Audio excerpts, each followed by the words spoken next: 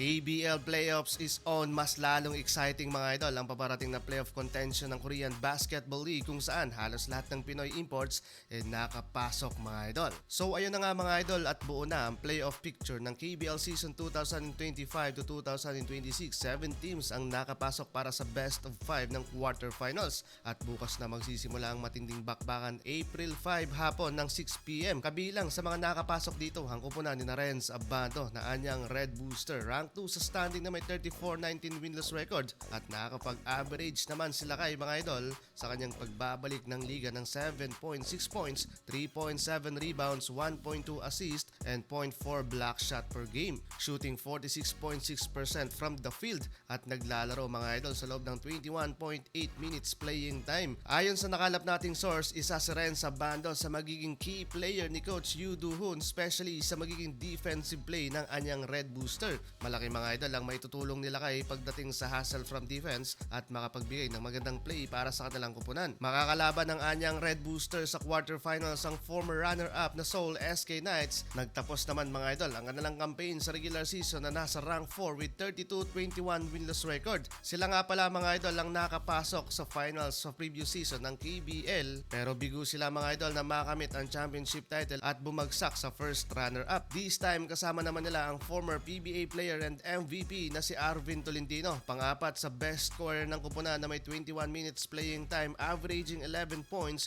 2.8 rebound and 1 assist per game. Though nagtapos ang kanilang campaign na nasa rank 4, nabigyan siya ng pagkakataon para magpakitang gilas as a rookie. Nakapasok din mga idol ang kupunan ng former PBA player na si William Navarro. Ang ACC Aegis naman na nasa rank 6 with 28-25 winless record. Medyo pangit nga lang etong naging rookie season ni Navarro sa kanilang kupunan with limited 13 minutes playing time, averaging only 5.1 points, 2.5 rebounds and 1.1 assist per game. Problema mga idol, natambakan ng forward position ng kanilang kupunan, same role as kay Navarro, kaya hindi rin ganoon naggamit sa kanilang mga naging laban. Makakalaban naman nila ang isa sa top contender ng liga, ang Wonju DB Promi, isa sa team na may mataas na tsansang ma-overcome ang championship title this season.